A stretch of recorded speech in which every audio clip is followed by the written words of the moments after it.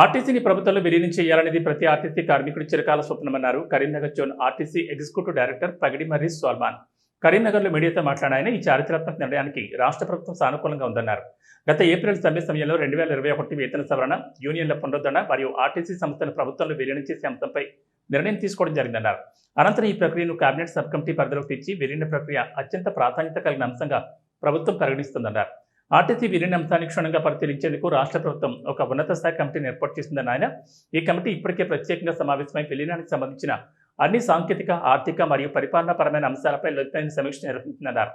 అదేవిధంగా సమ్మెకాలంలో మిగిలిన డిమాండ్లపై RTC, ఈడీల committee కార్మిక సంఘాలతో చర్చలు జరుపుతుందన్నారు.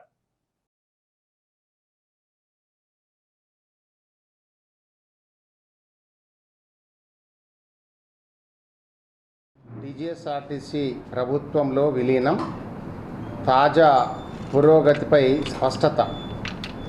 ప్రియమైన కార్మిక ఉద్యోగ సోదరులారా, మన సంస్థను ప్రభుత్వంలో విలీనం చేయాలనేది మీ అందరి చిరకాల స్వప్నం. ఈ చారిత్రాత్మక నిర్ణయానికి రాష్ట్ర ప్రభుత్వము అత్యంత సానుకూలంగా ఉందనే విషయాన్ని మీ అందరికీ తెలియచేయడానికి నేను ఎంతో సంతోషిస్తున్నాను. గత ఏప్రిల్ సమ్మె సమయంలో ముఖ్యమైన 3 అంశాలను ప్రభుత్వం ఏర్పాటు చేసిన కేబినెట్ సబ్ కమిటీ పరిశీలించి సానుకూలంగా పరిగణించింది. ఇందులో 2021 వేతన సవరణ, యూనియన్ల పునరుద్ధరణ మరియు ఆర్టీసీ సంస్థను ప్రభుత్వంలో విలీనం చేసే అంశంపై నిర్ణయం తీసుకోవడము జరిగింది.